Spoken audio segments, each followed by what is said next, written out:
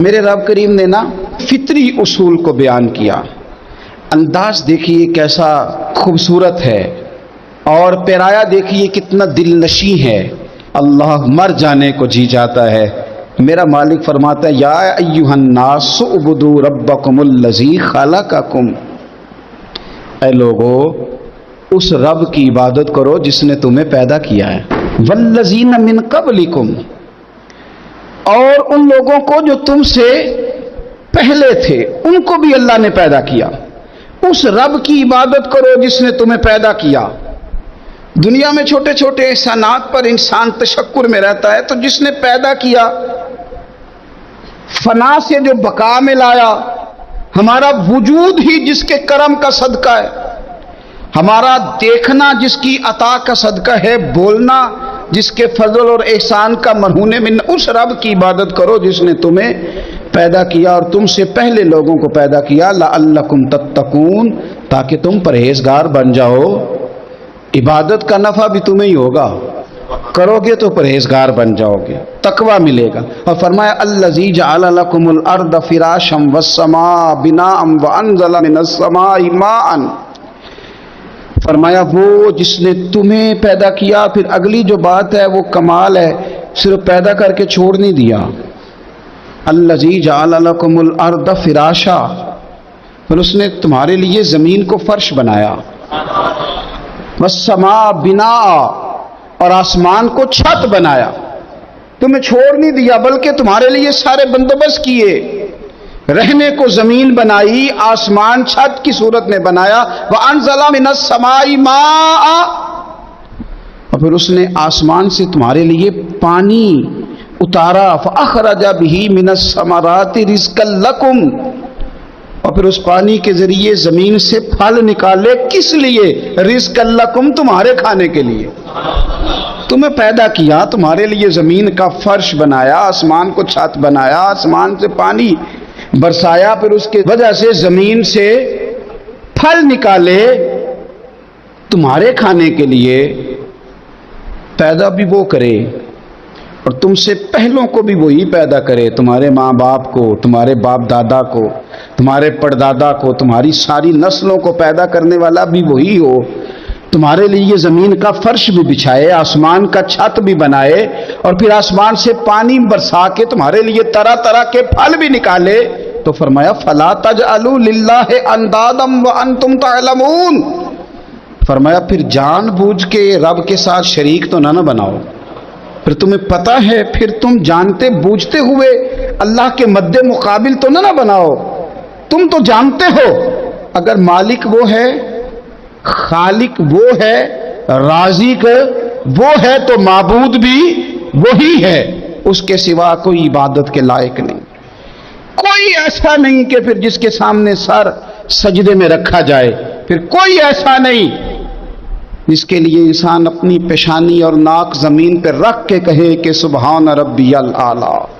پھر وہی ہے جس کے لیے انسان جھک کے کہے کہ سبحان ربی العظیم. پھر وہی ہے جس کے لیے انسان تسبیح پڑھے. پھر وہی ہے جس کی مالا جپے. پھر اسی مالک کو منائے، پھر اسی کے لیے آنسو بہائے، اسی کے لیے جیے، اسی کے لیے مرے، اسی کے لیے صبح قیامت اٹھے، اسی کا نام زبان پہ رہے، اسی کی تسبیح ہو، اسی کی ذکر ہو، اسی کی یاد ہو. حضرت ابو درداء رضی اللہ تعالیٰ عنہ فرماتے ہیں کہ نبی پاک صلی اللہ تعالیٰ علیہ وسلم ارشاد فرمانے لگے کیا میں تمہیں ایک ایسی چیز نہ بتاؤں جو تمہارے اعمال کو ستھرا کر دے گی اور اللہ کے نزدیک تمہارے درجے بھی بڑے بلند کرے گی. اور وہ ایسی چیز ہے جو تمہارے لیے سونا اور چاندی خیرات کرنے سے افضل ہے. یہ ترمذی شریف میں موجود ہے. اور پھر نبی کریم علیہ الصلوۃ والسلام فرمانے لگے یہ اس سے بھی بہتر ہے کہ تم دشمن سے جہاد کرو، وہ تمہیں مارے اور تم اس کو مارو. یا رسول اللہ ایسی چیز جو سونا چاندی خیرات کرنے سے بہتر ہو، دشمن کے مقابلے میں قتال سے بہتر ہو، یہاں تک کہ بندہ شہید ہو جائے، حضور وہ کون سی چیز ہے؟ تو اللہ کے محبوب فرمانے لگے بڑی سادی سی ہے. یا رسول اللہ کیا ہے؟ فرمایا اللہ تعالیٰ کا ذکر ہے.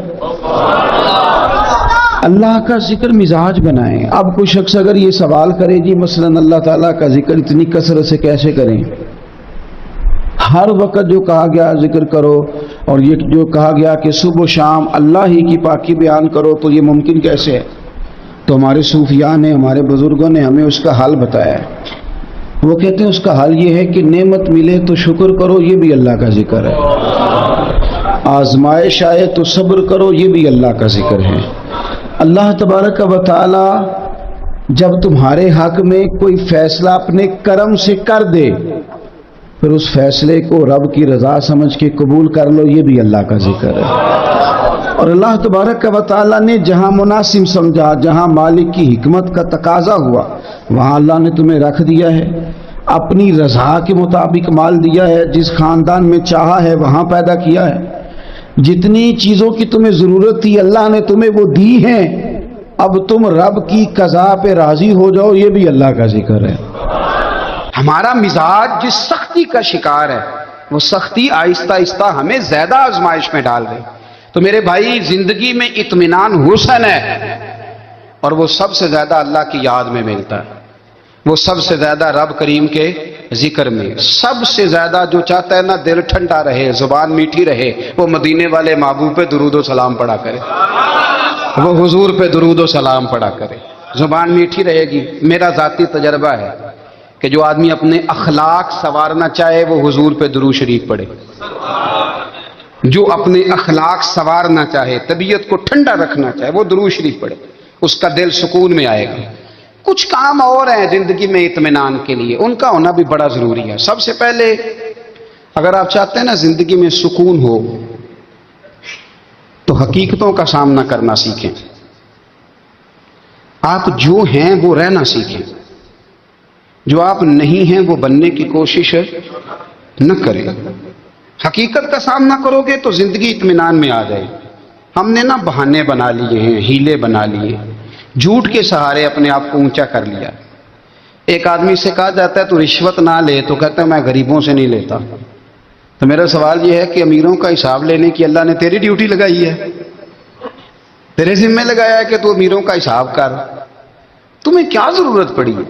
ہم نا بہانہ کرتے ہیں، رشوت لینے والے کا الگ بہانہ ہے اور سفارش والے کا الگ بہانہ ہے۔ حقیقت کا سامنا کریں، حقیقت کا، جو میرے ذمہ داریاں ہیں وہ میں نے پوری کرنی، جو آپ کی ذمہ داریاں ہیں وہ آپ جان نہ چھڑائیں، حقیقت پسند بنے میرے رسول کریم۔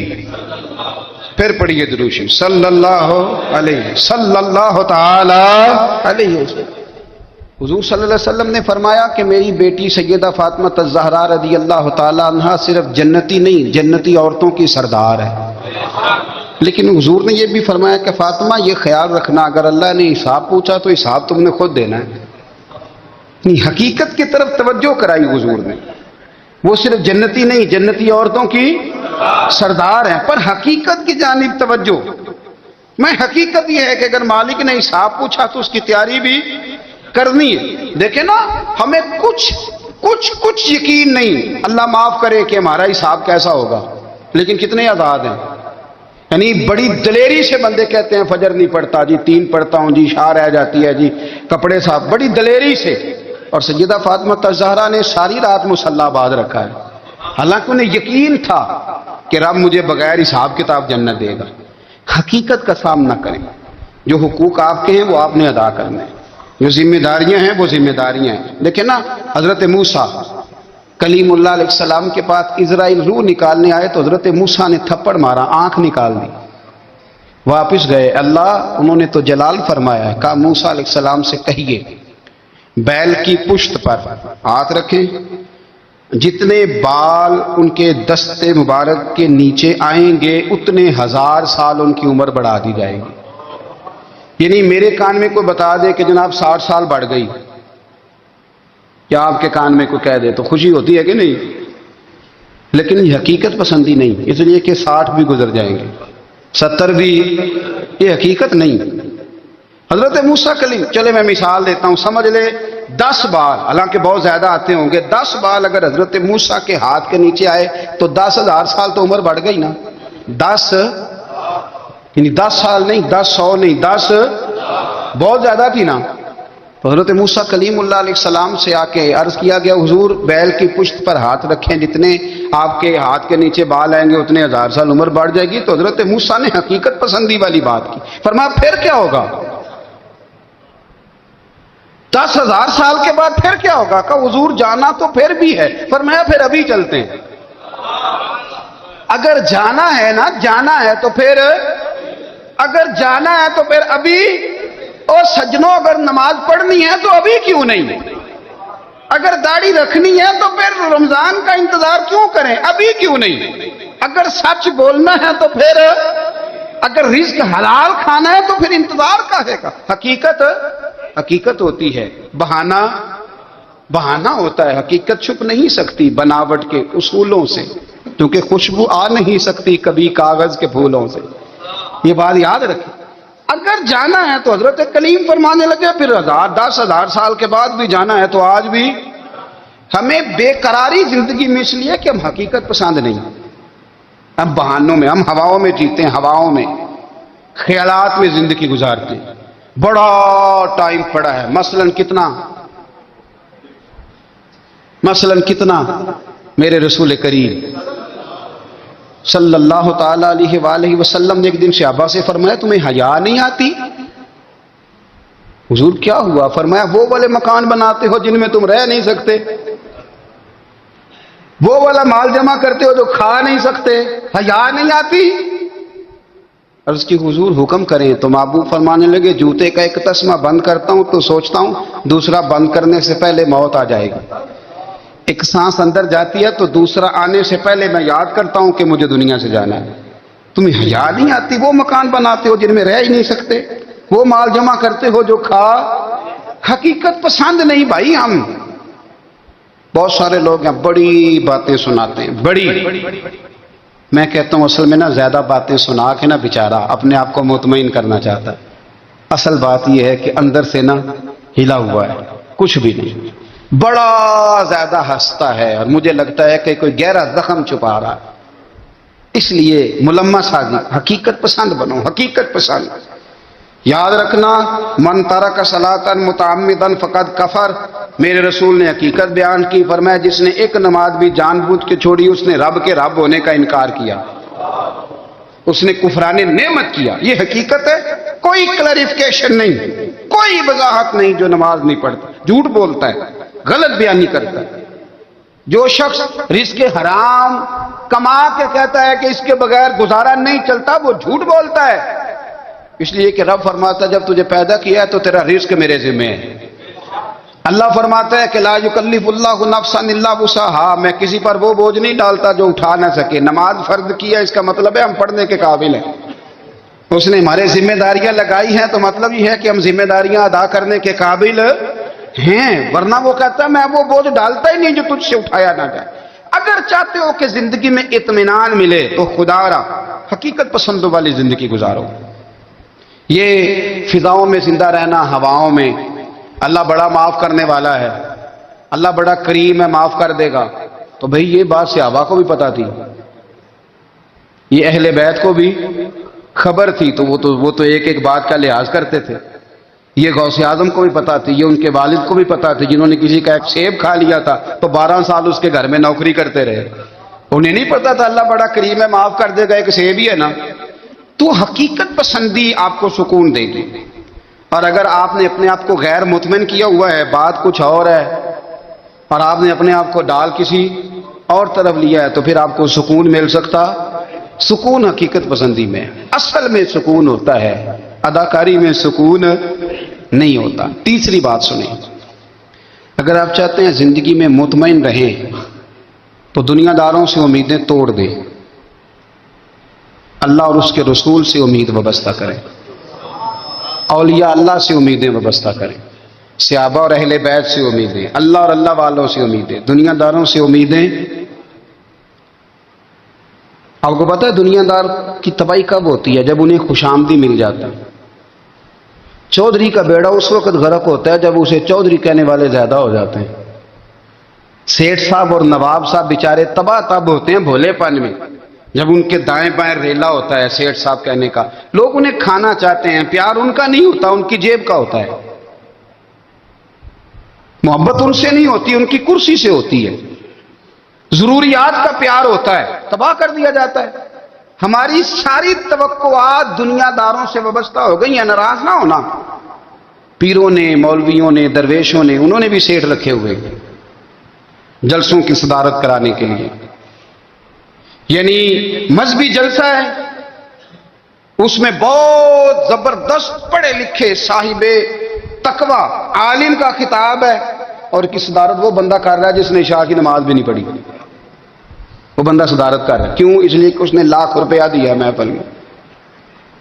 खुदारा दुनियादारों से उम्मीदें छोड़ दें, वरना आप कमजोर पड़ जाएंगे, आपकी उम्मीदें टूटेंगी। कितना कमजोर है वो शख्स जो 2-4 हज़ार के लिए किसी बंदे की चापलूसी करता है, उसके पीछे भागता है, खुशामदे करता है, थोड़े से नोटों के लिए। दुख सुख में काम आएगा इस काम के लिए। मेरे रसूल करीम अलैहिस्सलाम ने फरमाया, जिसने बंदों को राजी करते करते रब को नाराज कर दिया, उसकी दुनिया भी गई और आखिरत भी गई। और फरमाया, जिसने बंदों की परवाह नहीं की, अल्लाह को राजी किया, फरमाया अगर रब राजी हो गया तो लोगों के दिलों में भी मोहब्बत पैदा फरमा देगा। क्या जरूरत है खुशामद करना दुनियादारों की, सेठों की, नवाबों की, चापलू। और मैं आपको एक बात बताऊं, होता पता क्या है, ये जो हुब्बे जा और हुब्बे बा होती है ना, इससे पेट नहीं भरता। आपको अगर खुशामद करनी है तो फिर आपको सारी जिंदगी करनी है। फिर उनको भी पता होता है कि ताल्लुक किस बुनियाद पर है, इसमें कभी भी खुलूस पैदा नहीं होता। आप बेचैन रहते हैं, बेकरार रहते हैं, आपको तकलीफ रहती है हमेशा। कभी भी दुनियादारों से उम्मीदें वाबस्ता ना करें। एक बात सुने बड़ी शानदार, इमाम गजाली ने लिखी है। इमाम गजाली फरमाते हैं कि हारून रशीद ना हज करके वापस आया बगदाद में, तो कोने में हजरत बहलोल दाना बैठे थे। रश बहुत था, मजमा बड़ा था। हजरत बहलोल दाना भी सड़क के किनारे बैठे थे, तो सिपाही कहने लगे यहां से उठ जाओ। फरमाने लगे हारून रशीद की जमीन नहीं, जमीन मेरे रब की है, मैं क्यों उठूं?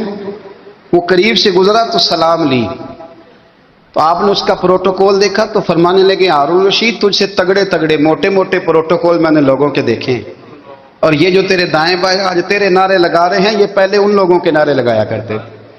और थोड़ा वक्त गुजरने दे, जो तेरे बाद आएगा ना, ये सारे फिर उनके नारे भी लगाएंगे। तू झूठ की दुनिया में जिंदा है, इनसे तूने उम्मीदें वाबस्ता की हैं, ये कल उसके नारे लगाएंगे। उसके दिल पे बड़ा असर हुआ, घोड़े से उतर आया, आगे कहने लगा हुजूर आपने मुझे बड़ी अच्छी नसीहत की है, मेरा दिल बड़ा ठंडा हुआ है। मैंने सुना है आप मकरूज हैं, कुछ लोगों का कर्ज, तो मुझे कोई हुक्म ही कर दें। आप हंसने लगे, फरमाने लगे यार तू तो बड़ा ही बेवकूफ है, बड़ा ही बेवकूफ है तू, मैं तुझे नसीहत कर रहा हूं, तू मुझे उलझा रहा है। हुजूर कोई हुक्म कर दें। क्या खूबसूरत अंदाज है रब करीम के बंदों का। हजरत बहलोल दाना फरमाने लगे तेरा रब कौन है? कहा अल्लाह। तो फरमाया मेरा कौन है? कहा अल्लाह। फरमाने लगे ये तो नहीं ना हो सकता कि अल्लाह हारून रशीद को देता रहे और बहलोल दाना को भूल ही जाए। ये तो नहीं ना हो सकता कि हारून रशीद को देता रहे और बहलोल दाना को भूल जाए। फरमाया उसका दिल, उसका इरादा हुआ, इरादा कुदरत हुआ कि बहलोल मकरूज रहना चाहिए, तो अगर रब मुझे रखना चाहता है, दुख कबूल मोहम्मद बख्शा राजी रहन प्यारे, अगर वो चाहता है मैं मकरूज रहूं तो मैं भी चाहता हूं कि मैं मकरूज ही रहूं। ये तो नहीं ना हो सकता कि तुझे दे और मुझे ना दे। फरमाया मेरी तुझसे कोई उम्मीद नहीं, मुझे जब भी देगा मेरा रब भी देगा, और वो देगा तो फिर इंशाल्लाह खजाने खोल के देगा। दुनियादारों से उम्मीदें वाबस्ता करना, लोगों के पीछे, ये छोड़ दें। आप बेचैन रहेंगे, बेकरार रहेंगे।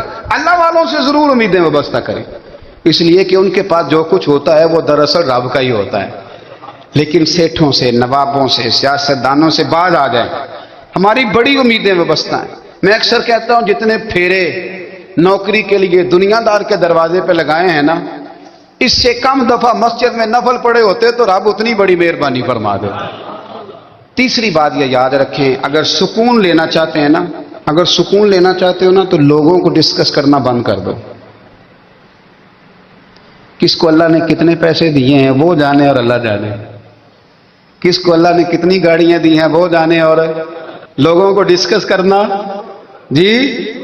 यानी मैं एक जगह बैठा था تو ایک صاحب گاڑی والا گزرا گاڑی میں بیٹھ کے، اس کا پڑوسی تھا، کہندے منہ ہے کار والا، میں کہ وہ تے ہے تاں ہی بیٹھا ہے، تے ہن میں کہ سمجھانا دینا انہوں، میں کہ توں تے میں حساب لائیے بھی ساڈے کول کوئی نہیں، وہ تے ہے لیکن نا اللہ نے اسے دی ہے نا، تو اللہ نے چاہا نا وہ کار میں بیٹھے، تو اس نے پھٹے پہ بیٹھ کے یہ تبصرہ کیا کہ منہ ہے کار والا، میں کہ ابھی وہ تے ہے تاں کار ہے۔ اب مجھے اور تجھے اندازہ لگانا چاہیے کہ ہم کیا یہ بحث ہے، یعنی اللہ کو چاہیے تھا معاذ اللہ کے پہلے تجھ سے پوچھتا کہ اسے کار دینی ہے کہ نہیں، کیا مطلب فضول بحث ہے۔ وہ چیز ہمیں اتنا تنگ کرتی ہے، اتنی تکلیف دیتی ہے کہ آپ یقین کریں سارا دن اسی کو ڈسکس کرتے ہیں، سارا دن اس کے پاس گاڑی ہے، اس کے پاس کار ہے، فلانے کا پیسہ 1 نمبر ہے، فلانے کا 2 نمبر ہے، فلانے کا 6 نمبر ہے، اصل بات کے اندر حسد ہے، اس کو نکالو۔ ایک بات کہنے لگا ہوں، اسے یاد رکھنا، میرے اعلیٰ حضرت رحمۃ اللہ علیہ فرمایا کرتے، حسد کرنے والا بندوں پر اعتراض نہیں کرتا، اللہ پر اعتراض کرتا۔ وہ کہتا ہے اللہ اسے کیوں دیا ہے، اتنا کیوں دیا ہے، معاذ اللہ وہ اللہ کی تقسیم پر اعتراض کرتا۔ حسد کرتے ہو بے چین رہو گے، حسد آپ کے دل کو تڑپا کے رکھ دے گا، چھوڑے۔ اللہ بڑا کریم ہے، جس کو جہاں چاہتا ہے وہاں بٹھا دیتا ہے۔ آپ قطعاً اس بحث میں نہ پڑے کہ اللہ نے کس کو کتنا دیا ہے، کب دیا ہے، کیوں دیا ہے، وہ بڑا بے نیاز ہے۔ حسد آپ کو تباہ کرے گا۔ دنیا میں پہلا گناہ جو ہوا تھا وہ حسد تھا۔ ابلیس نے حضرت آدم سے حسد کیا، کہنے لگا میں بہتر ہوں، سرداری اس کو مل رہی ہے، یہ تو اللہ کو پتہ ہے نا کس کو دینی ہے۔ اور دنیا میں پہلا قتل حسد کی وجہ سے ہوا، حابیل قابیل کے درمیان حسد کا معاملہ تھا، خاتون کا نکاح اس سے کیوں ہو رہا ہے، مجھ سے ہونا چاہیے۔ حسد تباہی کرتا۔ آپ یقین کریں، یعنی دکاندار کے سامنے دوسری دکان پڑتی ہے اور پریشان ہو جاتا ہے، وہ کہتا ہے میرا کیا بنے گا، لا حول ولا قوت الا باللہ العلی العظیم، یعنی تیرا کیا خیال ہے کہ تیرے حصے کی روٹی وہ کھا جائے گا، اتنا چھوٹا دل، یعنی تیرا موقف یہ ہے کہ تیرے حصے کا نصیب اس تک چلا جائے گا، یہ تیری خواہش ہے۔ ایک دوسرے کی کمزوریاں بیان کرنا، اس کا تو مال ہی ناقص ہے جی، اس کے تو پاس ہی کچھ نہیں، یہ تو کمزور لوگوں کا طریقہ ہے۔ میرے رسول کریم علیہ الصلوۃ والسلام گزر رہے تھے، پت جھڑ کا موسم تھا، خزاں کا موسم تھا، درختوں کے پتے جھڑ رہے تھے، صحابہ کو ساتھ لے کے حضور گزرے اور ایک درخت کی ٹہنی کو پکڑ کے حضور نے ہلایا۔ صحابہ فرماتے ہیں کہ چھم چھم اس کے پتے گرے، زمین پر ڈھیر لگ گیا۔ حضور نے فرمایا دیکھا تم نے کیا ہوا؟ حضور ہاں۔ فرمایا کتنی تیزی سے پتے جھڑے ہیں، صرف تنا رہ گیا ہے اور خالی ٹہنیاں رہ گئی ہیں، کوئی حسن بچا ہے؟ حضور نہیں۔ تو نبی کریم فرمانے لگے جو حسد کرتا ہے نا اس کی نیکیاں بھی اسی طرح جھڑ جاتی ہیں، اسی طرح۔ اور ایک جگہ حضور فرمانے لگے جس طرح راکھ لکڑی کو آگ کھا جاتی ہے، جس طرح لکڑی کو آگ، جب آگ کھا جائے تو پھر لکڑی کو لکڑی نہیں کہا جاتا، راکھ کہا جاتا ہے، کوئلہ کہا جاتا ہے، اس کی اصل باقی یعنی اسے کھائی جاتی ہے۔ تو حضور علیہ الصلوۃ والسلام فرمانے لگے جس طرح آگ لکڑی کو کھا جاتی ہے، پر میں اسی طرح حسد نیکیوں کو کھا جاتا ہے، نیکیاں رہتی نہیں۔ حسد کرنے والے کے پاس نیکیاں یعنی ان کی اصل شکل موجود، کبھی بھی حسد نہیں کریں۔ اللہ کی تقسیم ہے، جس کو چاہے جب چاہے جتنا چاہے عطا کرے۔ اور چوتھی بات میرے بھائی، کبھی بھی بغض نہ پیدا کریں، بغض والے لوگ بے سکون رہتے ہیں۔ بہت ساری کمزوریاں ہمارے اندر ہوتی ہیں نا، پھر اللہ ہماری روزی تو نہیں نہ بند فرماتا، یہ تو نہیں کہتا کہ زمین سے نکل جاؤ۔ اگر یہی والا معاملہ ہو جو ہمارا ہے کہ شادی پہ اس نے میرے ساتھ برا سلوک کیا تھا، اب ساری زندگی بغض رکھنا ہے، اگر یہی معاملہ فرشتے اللہ کی بارگاہ میں کہیں کہ یا اللہ اس نے فلانے دن شراب پی تھی، اب اس کو زمین میں نہیں رہنے دینا، نظام زندگی چلے گا؟ تو اگر اللہ ہمیں معاف کرتا ہے تو ہم بندوں کو معاف کیوں نہیں کرتے؟ آپ یقین کریں اتنی لمبی عداوتیں، اتنا لمبا حسد، اتنا لمبا بغض، اتنا لمبا۔ حدیث میں نے پڑھی، میں حیران رہ گیا۔ میرے نبی کریم علیہ الصلوۃ والسلام نے فرمایا اپنی بیوی سے کبھی بغض نہ رکھنا، اگر اس کی ایک بات ناپسند ہو تو اسے چھوڑ کے وہ بات دیکھو جو تمہیں پسند ہے۔ میں اس حدیث کو پڑھ کے سوچنے لگا کہ کیا بیوی کا بھی بغض رکھتے ہیں لوگ؟ اب حضور نے کہا ہے تو اس کا مطلب ہے لوگ بیوی کا بغض بھی رکھتے ہیں. اب اس پر استدلال کر کے مجھے کہنا پڑے گا کہ سسرال والوں کا بغض بھی رکھتے ہیں. کہنا پڑے گا کہ بھائی کے سسرال والوں سے بھی بغض رکھتے. اس حدیث کی روشنی میں سمجھا کہ لوگ بھابھی کا بغض بھی رکھتے ہیں. بغض ورنہ عادتیں تو ہماری بھی کئی بری ہوتی ہیں. اگر عادات ایک وجہ بنے اختلاف کی تو عادتیں تو ہماری بھی کئی بری ہیں. لیکن ہم اپنی بری عادتوں سمیت اپنے آپ سے پیار کرتے ہیں اور سامنے والے کی ایک بھی عادت بری ہو تو اس سے بغض رکھتے ہیں. بغض نہ پیدا کریں. میرے نبی پاک علیہ الصلوۃ والسلام نے فرمایا کچھ چیزیں تمہارے دین کو مونڈ ڈالیں گی, تباہ کر دیں گی, کاٹ دیں گی. حضور کون سی؟ فرمایا حسد, تکبر اور بغض. یہ تمہارے دین کو تباہ کر دیں. ہم بے چین اس لیے ہیں کہ ہم نے بہت سارے لوگوں کا بغض پالا ہوا ہے اور ہر فیلڈ میں سیاستدان نے سیاستدان کا, ذاتیات پر اتر کے بات کرتے ہیں. معزز ترین لوگ, تاجر نے تاجر کا, الا ماشاءاللہ بعض جگہ پہ اہل علم بھی ایک دوسرے سے عداوت رکھتے ہیں. خدا را دل رب کریم کے آنے کا ٹھکانہ ہے. یہ صاف ہوگا تو اس میں رب رسول کے جلوے ہوں گے. اگر اس میں عداوت ہو, اس میں بغض ہو, اس میں کینہ ہو, نفاق, سنیں میرے رسول کریم حضرت ابو بکر صدیق رضی اللہ تعالیٰ عنہ کہتے ہیں میں رو ہی پڑا. مکہ فتح ہوا نا تو اکرمہ بن ابو جہل نے پیغام بھیجا کہ میں نا کلمہ پڑھنے کے لیے آ رہا ہوں. بات لمبی ہے, میں موضوع پہ رہنا چاہتا ہوں. کہتے ہیں جب وہ آنے لگا نا تو نبی پاک نے ہم سب کو بلایا. ہم حاضر خدمت ہوئے تو حضور فرمانے لگے کہ اس کے باپ نے نا بڑا ظلم کیا ہے ہمارے ساتھ. ابو جہل نے بڑا ستایا ہے, بڑی تکلیف دی ہے. آپ مجھے بتلائیں کہ وہ ایک دفعہ کسی شادی پہ بحث ہوتی ہے بیوی کے بھائی کے ساتھ, پھر ساری زندگی اس بیچارے کو معافی. وہ 10 دفعہ گھر آتا ہے معافی مانگنے پر سوال ہی نہیں پیدا ہوتا میں او ہو مجھے ہی کہہ دیا,